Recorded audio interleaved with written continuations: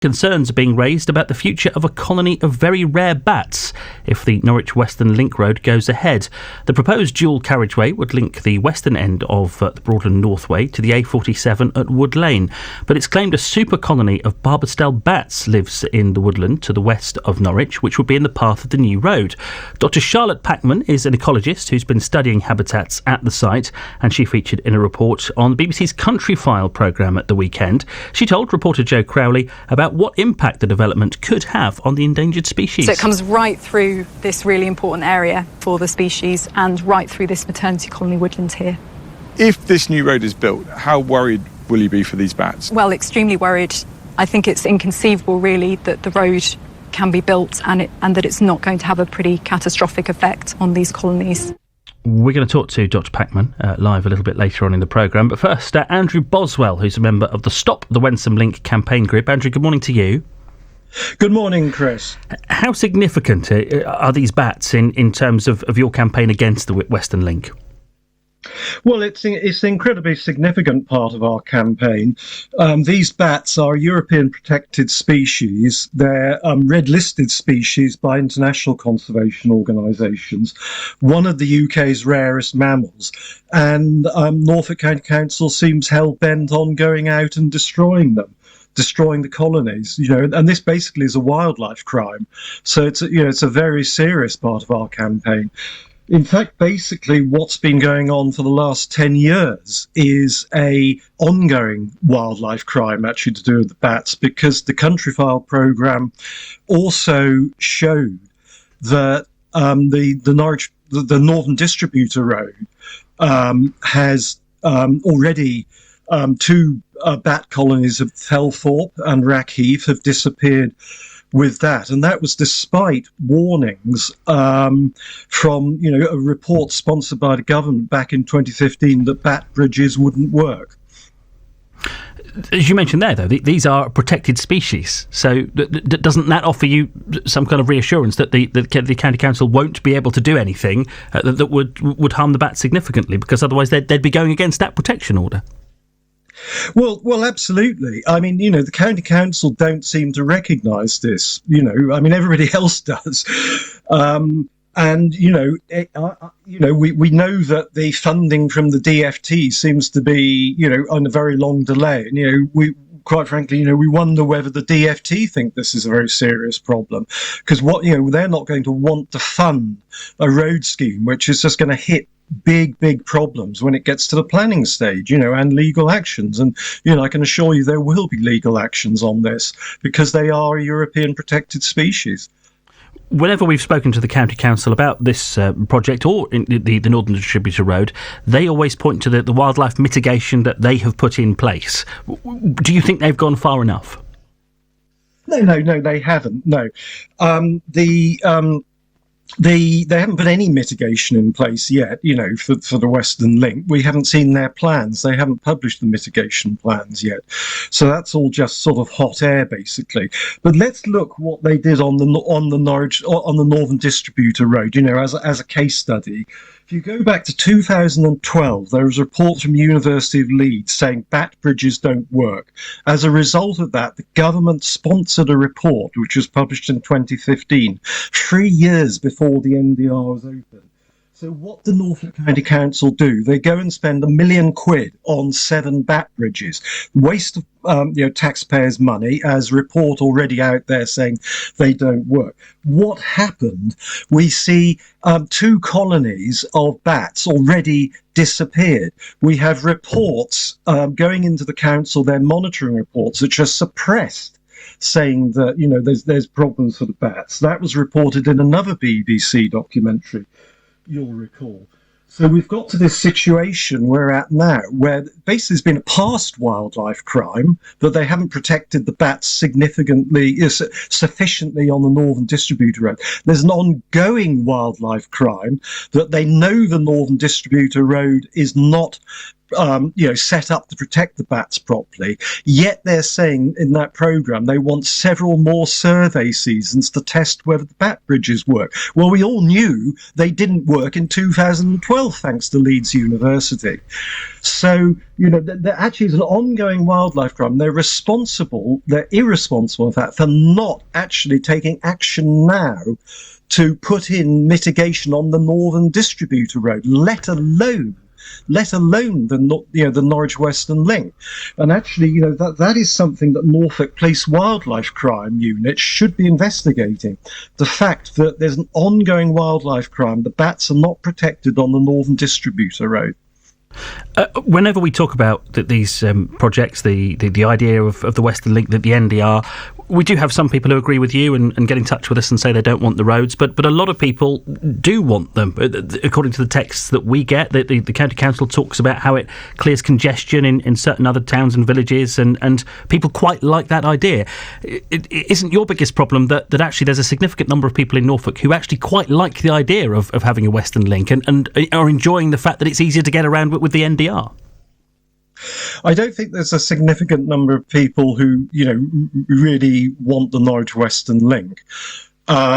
You have various people who the county council have got to sort of sign letters and so on to support it. So there is some sort of body of business people. A large number of people are now working more from home and so on. People realise that we have to change our travel patterns, largely due to climate change. We've just got to travel less by private car and commute less. People are prepared to do that in the world of, Zoom and so on. And I think, the public opinion is shifting away from the road, actually. I mean, the EDP ran something just quite recently on the front page, showed 70% of people opposed to the road in their survey. Let's see what the consultation next year, when the council get round to running it. And by the way, they've slipped 3 months in 6 months on that. They're due to be doing consultation October, November, December this year, and it hasn't happened yet. But shouldn't you be encouraged by that? Doesn't that suggest that they're trying to make sure they get this absolutely right before they put it out to consultation? That's a good thing from your point of view, isn't it? I don't think that it makes a difference to the quality of the consultation. What's delayed it is the problems they've got. And actually, there's a price tag on that. It's costing £250,000 per month of delay on this scheme. So that's another £750,000 taxpayer money wasted by this 3-month delay. Basically, because they haven't got the evidence base right yet. Thank you for joining us this morning to talk about it. I know we'll talk about this again. That's Andrew Boswell from the campaign group Stop the Wensum Link. We are going to be talking to the County Council later on in the programme. It's currently waiting to hear whether it's been given £168 million of funding from the Department for Transport towards the project. We've asked the Department for Transport to come on the programme. We've got a statement. It says officials are currently reviewing the outline business case submitted by Norfolk County Council before putting advice to ministers. We're told they expect a decision in the new year. More on this later in the programme. Let's discuss this further with Dr. Charlotte Packman, who's an ecologist based at the University of East Anglia and has been studying the woodland in question for some time. Thank you for joining us this morning. Good morning. Can you sum up why you've been studying this area of woodland and why this colony is so important?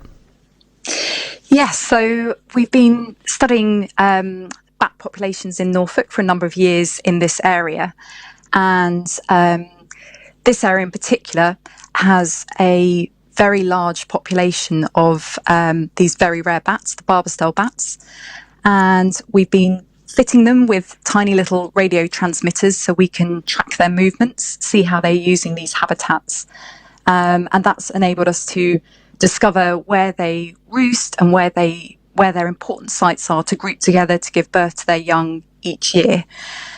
So what we've discovered from that is that this is a nationally important area for the species, this really rare species.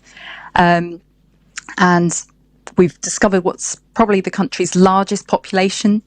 You mentioned earlier about the super colony. So this is where in each of the woodlands in that area, there is a maternity colony in each block of woodland, which is a very, very unusual thing. And there's one of these woodland blocks with a maternity colony is in one of the woodlands that the road would cut directly through. So that's obviously extremely concerning. It's no secret these bats are there. You've got all the data and all of your findings to show it. Yes. Have you sent that to Norfolk County Council? What sort of response have you had? Yes, we've publicised our findings widely, and last February we wrote to the council detailing our research findings. The council also commissioned their own bat surveys to inform the road scheme. So, if those surveys were carried out properly, they should already have been aware of the important Barbastell colonies here. But unfortunately, that information doesn't really seem to be being received by the council, which is very frustrating. So your worry is that the council is either not acknowledging that the bats are there or not acknowledging the importance of them? Well, I think both. I think now they are acknowledging that the bats are there, but I think they think that they can somehow mitigate or compensate for the impacts of the road on bats. But what we've seen is that unfortunately the monitoring data for very similar bat mitigation measures on the NDR show that these have not worked, and worryingly, 2 Barbastell colonies located in the vicinity of the NDR couldn't be located after the road was constructed and open to traffic 3 years ago. So we're very doubtful that similar measures will work here, and also really it's inconceivable that a dual carriageway could be built through mature woodlands and that the Barbastell colony there would be able to persist. Roads have many different potential impacts on bats, from direct death through collisions with vehicles to habitat degradation and fragmentation and disturbance through noise and light. A lot of people, we've had a couple of texts on these lines this morning, a lot of people think that, well, if you give it time, nature will find its own way and we'll learn to live with the road, especially with the help of mitigation. Do you give that any credence? Yes, I mean, that's something that's often raised. I don't think we've really seen any evidence of that.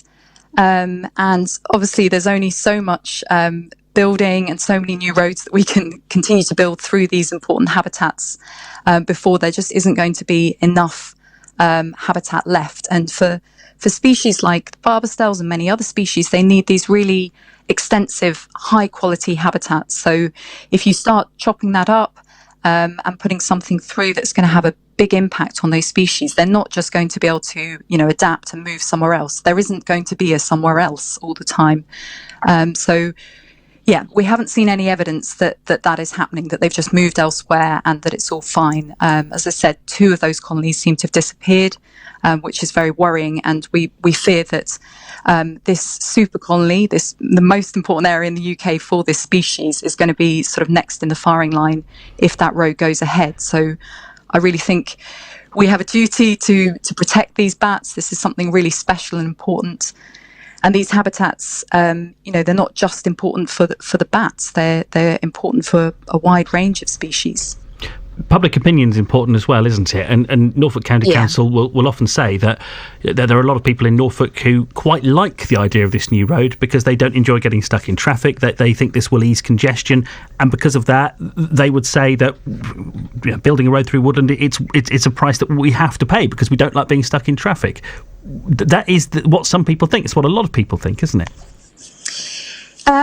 I don't think it's what a lot of people think now. I think there's a real sea change. I think people are waking up to the biodiversity crisis, but I recognise that is what some people think. But I think, we do have a duty to protect these species, and we are in a biodiversity crisis. We have got to do something about this. I think as well, there are other options that can be looked at and explored. There are different routes that can be considered, and these kind of infrastructure schemes, they must be informed by ecological impact assessments, and they've got to be thorough and complete ecological surveys done before things like the route for a specific road is chosen, and those things, they must be informed by the ecological data, and that doesn't seem to have happened before the route was selected.